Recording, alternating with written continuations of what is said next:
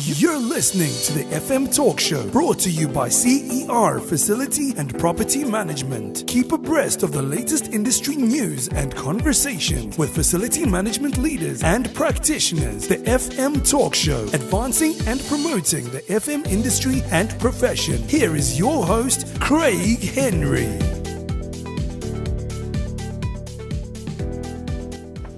Good afternoon. We are talking facility management.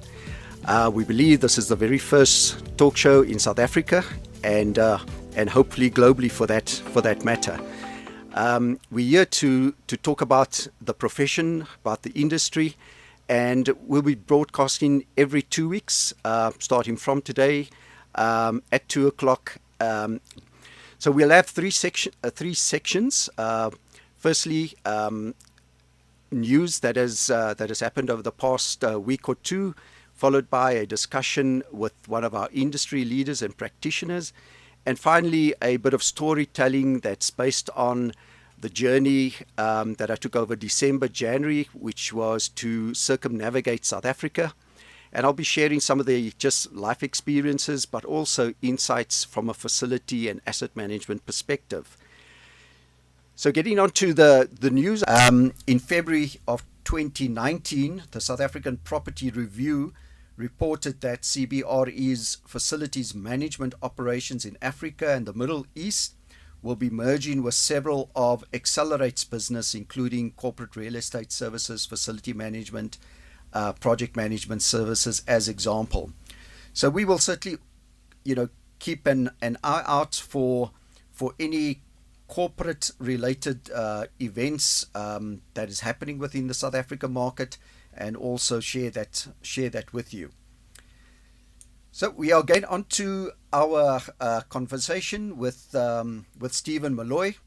I certainly know Stephen for many years, and he has been active in the South African Facilities Management Association, as well as the South African Bureau of Standards Technical Committee for Facilities Management, where he also represented SAFMA as an industry stakeholder.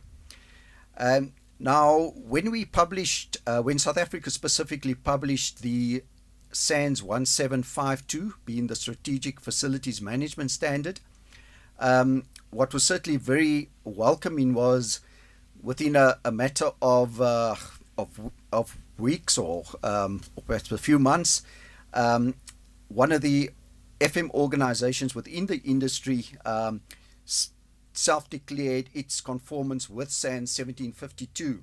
So the Engineering News reported on the 12th of January that Dijalu Facility Management is the first company to conform with SANS 1752.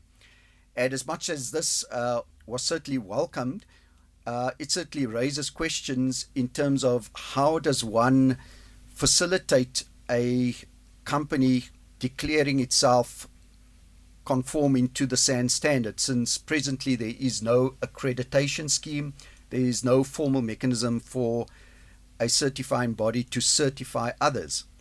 SAFMA was then approached with the request to provide an interim mechanism by which organizations could approach SAFMA and say, we believe that our management system does conform with SANS 1752, but we would like you as the industry body to endorse our claim in order to give it a better credibility.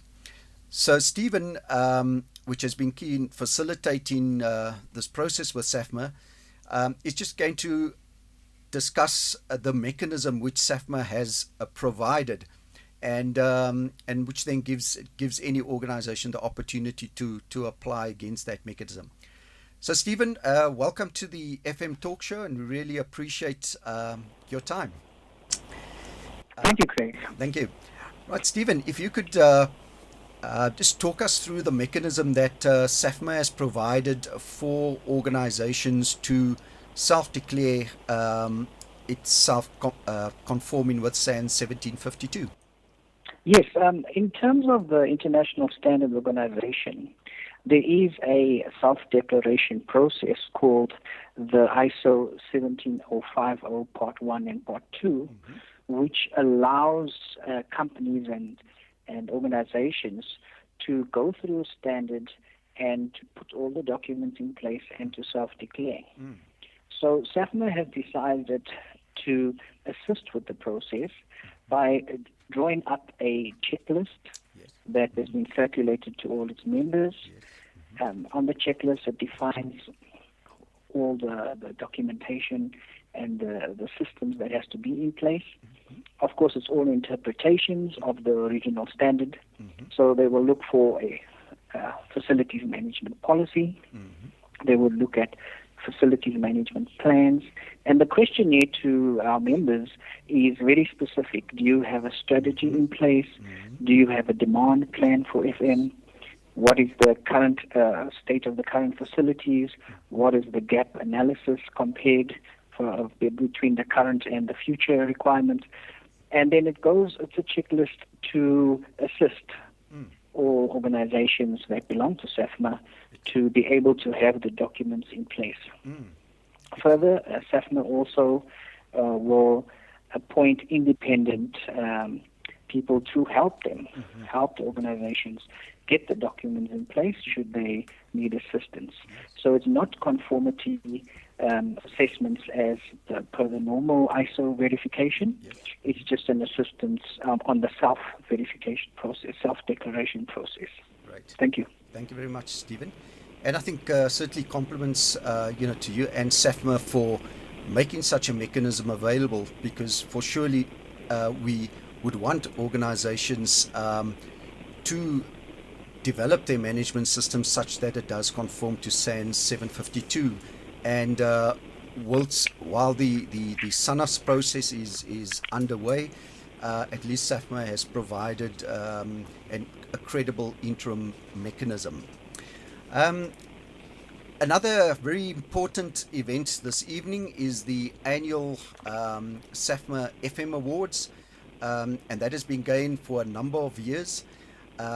Stephen is also one of the members of the judging panel, and we've asked him to just again explain to us the process that SAFMA follows in receiving, in inviting nominations, and the criteria for those awards specifically. So, Stephen, could you please just elaborate on the annual SAFMA Awards, the process, the criteria, and how the nominations are judged, please? In terms of the annual SAFMA Awards, there are 4 areas, 5 areas in fact, that have awards. And each of the 5 areas is evaluated in a specific process. The judges will give scores on the 4 areas, which is your innovation. Is there something new brought out to add to the FM knowledge base in the country? They look secondly at advancements of facilities management. That could be in terms of processes, contractual, in terms of taking the industry forward. It looks at sustainability issues, your reduction in energy use, your various greening matters, green building matters that arrive, and does it take it forward on that basis. And lastly, each area is looked at in terms of leadership in FM operations. Those people or organizations who take lead in terms of taking our whole industry forward. So in terms of the 5 awards, I'll just run through them briefly. Each award is targeted at a unique person or organization. So firstly, we have the award for excellence in FM. And there it could be an individual, a team, or corporate who's made a positive contribution to the knowledge and practical application in terms of workplace environment and workplace performance in facilities. And there we look at the strategic value and what is the progress made in terms of it. It has to be demonstrated by examples, by figures, by facts, and supporting documentation is also given in that award. The second award is the Facilities Manager of the Year, and that is an award to a person whose outstanding professionalism and contribution to the FM industry is being recognized. And then we look at your typical items of customer service and successes in the taking contracts forward and taking FM forward. And that award is very well sought after. Yes. Third is an award for the younger facilities management and facilities practitioners. That's the Young Achiever of the Year. There we look at people that are under 35 who are involved in the FM industry. And again, we look at their successes, their documented proof on what they've achieved in terms of professionalism and contribution to the FM industry.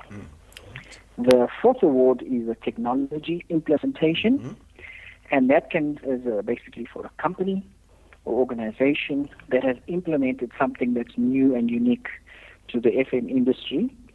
And here we look at systems to reduce cost, improve sustainability, innovation. I think last year they had a new parking system that won the award. So it's all this type of system that has to be implemented within the last 12 months that can be brought forward and nominated for the award. Lastly is the Chairman's Award, and that is a discretionary award of the Chairman of SAFMA, where there's nominations to the board given for people who are maybe making groundbreaking research or training, or even a journalist that covered an article. Great. So there is not necessarily a person directly in the industry, but someone who contributes overall to the improvement of FM. Excellent.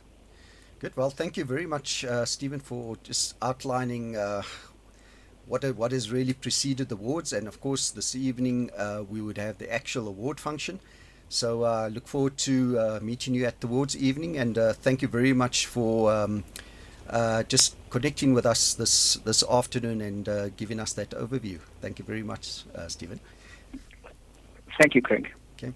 And I think just for our listeners, and again, in the interest and the spirit of advancing the FM industry and profession, we are going to interview the winners of the FM Awards, and we'll be having sort of very brief interviews with each, because we believe that it is so vitally important, to promote these achievements, not just for that individual's recognition, but also the awards and that person's recognition would certainly encourage others. For surely our industry has many a fine FM manager, and much is happening within South Africa. So we'll be dedicating the next show to the outcome of the FM Awards, and you'll be able to listen directly from the winners and the runner-up. You're listening to the FM Talk Show, brought to you by CER Facility and Property Management. CER Facility and Property Management is capable to meet the diverse needs of any organization where the built environment is a core enabler of the organization's strategy and operational performance. CER Facility and Property Management is part of the greater CER ecosystem of people-centered enterprise, focusing on high-performance facilities and physical assets, and range from advisory to operational services, and over the life cycle of the built environment, from portfolio strategy, design, construction, occupational readiness, operations, and repurposing. CER Facility and Property Management, built environments for human flourishing. Live from 27 boxes in the heart of Melville, this is brandlive.co.za.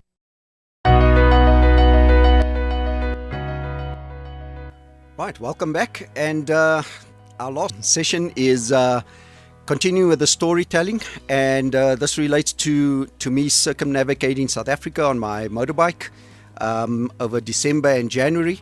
And last week I gave a sort of a outline of the route, and before actually talking about just the first day on the bike, I think the first is to talk a bit about the preparation. And the preparation for the journey is very much akin to your facility management strategy. The purpose of the circumnavigation, was to, travel the circumference or the perimeter of the country and just experience the country in all its sort of beauty, and but also to just pick up insights from the facility and property management. Organizationally wise, every organization has strategic objectives, and you have strategies to achieve those objectives. You have human resources strategies, financial strategies, and you should have a facility management strategy. So part of my strategy, of course, was, well, what am I going to use to actually circumnavigate South Africa? I certainly didn't have the time or the fitness to consider a walking or a cycling journey. That's like a good few months to set aside. A vehicle could have been the option, but there's no fun in that. And I've always been a biker from the time I could get a license, so a motorbike it had to be. And of course, even with motorbikes, there's options, there's choices. Do I use a scooter? Do I use a superbike or a dual-purpose bike or adventure bike? And again, the selection of the vehicle or the asset depends on, once again, what you want to achieve. So certainly my objective was a combination of tarred or asphalt roads as well as gravel roads, and the mix between the number of amount of kilometers on tar and gravel obviously is influenced by the number of days that you got, because traveling on gravel, you don't know what the condition of the roads are, so it's very difficult to know how much to pin a time down. So it had to be an adventure bike, which is typically a dual purpose. So even there are choices. Does one go for BMW, KTM, Triumph, Suzuki, Yamaha, Ducati? These are all brands that has adventure bikes. But I am a BMW person. I've had 3 of them. Started with a 650, then a 1200, then down to a 800. And these bikes are built for the tarred road, but they are absolutely capable on all kinds of gravel road, and it can certainly take the punishment that's required. All that's needed, of course, is to make sure you got a very capable rider, competent to ride on these type of roads. So I'm a BMW person, and I went for the 800. And again, this is about strategy, and risk management is a very important part of strategy. Now, I had a 1200, and if you ride a bike on gravel roads, you got to be prepared to fall at one time or the other. So, if you want to sound quite cool, you'd say you dropped the bike, but actually you fell, lost control. So I've dropped my 1200, and it's a massive bike to get up. And in fact, I had to walk many kilometers just on one occasion to get help. So I decided, listen, I need to choose a bike that I can physically lift up if that's what is required, hence the 800. And there's many other things. Rider comfort, you spend hours on the bike. The composure on roads, regardless on condition, is it rutted? Do we have deep sand? And the bike needs to take all of these things. So all of these things are considered as part of the preparation. A very important part is actually around the whole risk management. So you constantly thinking what can go wrong, because the whole objective is to get on roads where you are unlikely to find any other human being for tens of kilometers. So constantly asking, what if? The 800 has only got a 16-liter tank, so its fuel range is not great. So therefore, I needed to carry fuel with me. If for whatever reason I don't get to my stop where there's accommodation, I've got a tent with me, and I've got a sleeping bag, tools. So basically, almost 60% of what I actually carried with me was pure risk related. And that came at a cost. I had to, of course, buy these things. It adds weight to the vehicle, to the bike, so you consume more fuel. But that is simply necessary to have a trip with comfort. So there are 3 occasions where I went into reserve fuel, but I didn't stress because I had my contingent fuel supply. And that's what risk management is about as part of your facility management strategy. It gives you peace of mind. If you don't have peace of mind, you're worrying about things instead of focusing on what is the task at hand. And the last thing is that the biker, as in me at this time, I myself had to be readied. You need to be clothed correctly, helmets, etc., etc. Because if you come off a bike, if you're not dressed properly, you're going to leave plenty of DNA on the tarmac, and that's not what you want. I've had birds flying into me. I've had large insects, hitting the helmet visor, and I know that if that visor wasn't closed, could easily, lose an eye. You could lose control. So it's imperative that you are dressed for the occasion. That even if that means you are sweating as hell when you need to stop, but it's absolutely essential to be fully kitted and ready for the journey. Right, so I hope that has given some bit of insight to the preparations, and and the same logic or rationale we go through when we put our facility management strategy together.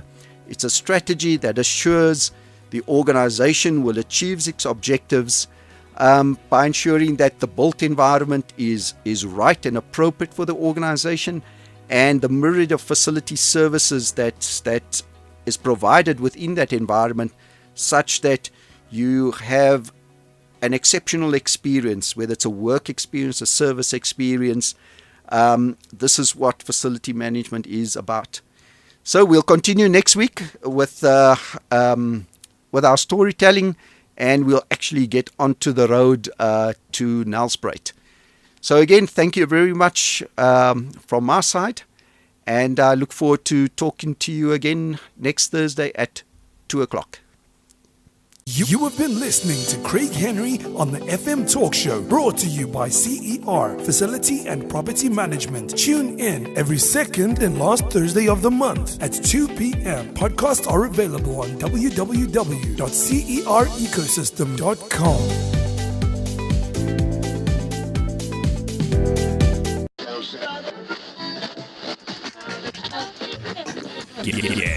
Guess who got brands talking? Brandlive.co.za